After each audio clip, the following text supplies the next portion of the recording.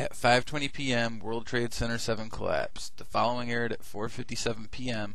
on BBC World News, a full 23 minutes before the actual collapse. We'll leave it there for the moment. We've got some news just coming in, actually, that the Salomon Brothers building in New York, right in the heart of Manhattan, has also collapsed.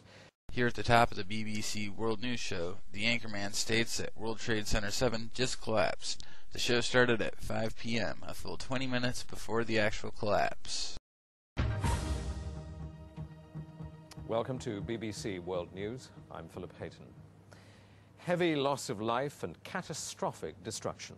That's the scene on the streets of New York after the United States suffers what many are saying is the worst attack on the country since Pearl Harbor. A huge operation is underway to find survivors from the wreckage of both towers of the World Trade Center in New York. They collapsed after hijacked airliners with passengers on board were flown into them. The 47-story Salomon Brothers building, situated very close to the World Trade Center, has also just collapsed. At 5:07 p.m., he goes to a correspondent in New York. She reports that World Trade Center 7 has collapsed, yet you can clearly see it standing just to the right of her head. Now, more on the latest building collapse in New York. You might have heard a few moments ago I was talking about the Salomon Brothers building collapsing, and indeed it has. Apparently that's only a few hundred yards away from where the World Trade Center towers were. And it seems that this was not a result of a new attack. It was because the building had been weakened during this morning's attacks. We'll probably find out more now about that from our correspondent, Jane Stanley. Jane, what more can you tell us about the Salomon Brothers building and its collapse?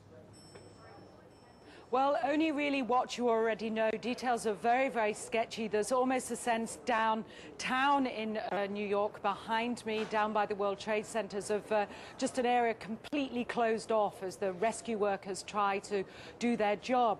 But this isn't the first building that has suffered as a result. We know that part of the Marriott Hotel next to the World Trade Center also collapsed as a result of this huge amount of falling debris from 110 floors of the two twin towers of the World Trade Center.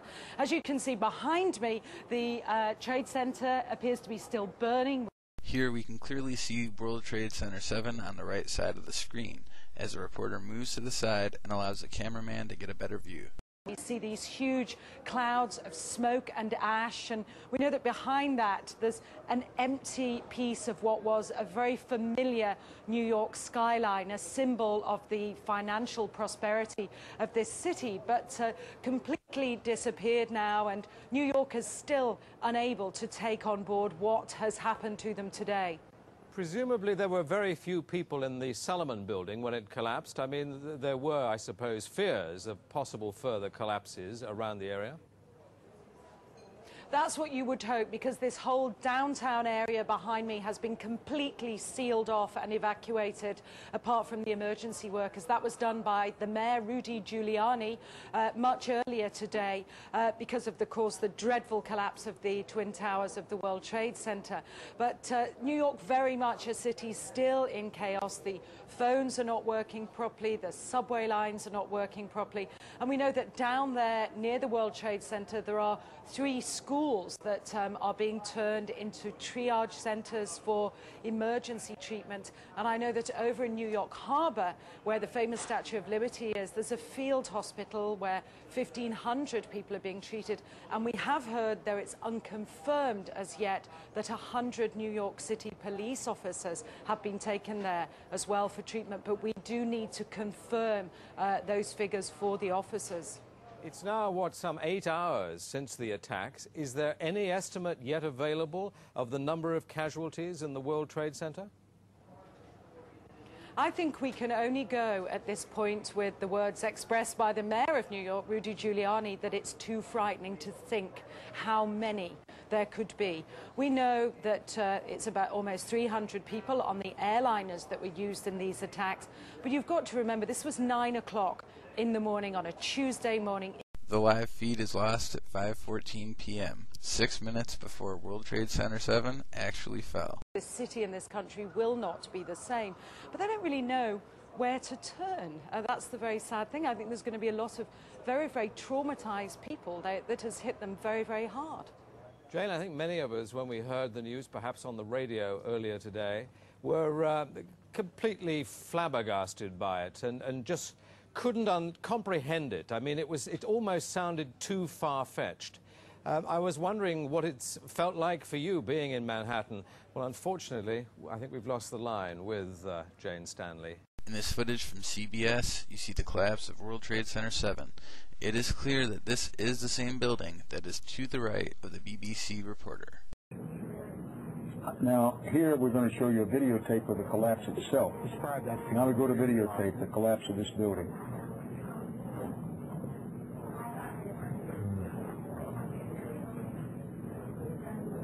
It's amazing. Amazing, incredible, pick your word. For the third time today, it's reminiscent of those pictures we've all seen too much on television before, when a building was deliberately destroyed by well-placed dynamite to knock it down. So the question is, how did it come about that BBC World News reported on the collapse a full 23 minutes before it fell? Paul Joseph Watson and Alex Jones of PrisonPlanet.com originally reported on this on Tuesday, February 26, 2007. Later that day, I found the MPEG-2 source of the video in archive.org's archives and used it to put together this short film. Later that same day, archive.org removed the link to the lower quality Windows Media copy of the source video. Here's what it should look like with the video links on the left side. The next morning, on the 27th, archive.org removed all BBC World News videos covering 9/11 from their archives. They also restricted access to hundreds of high-quality MPEG-2 source files from numerous news agencies, all covering the events of 9/11.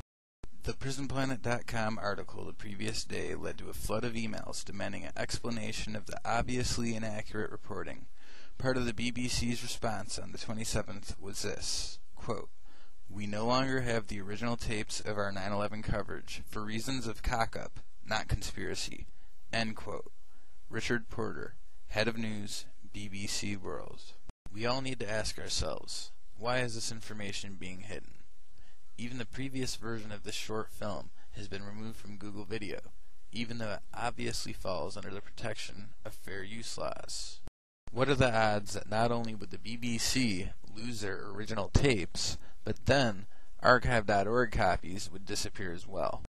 Help spread the word about this film.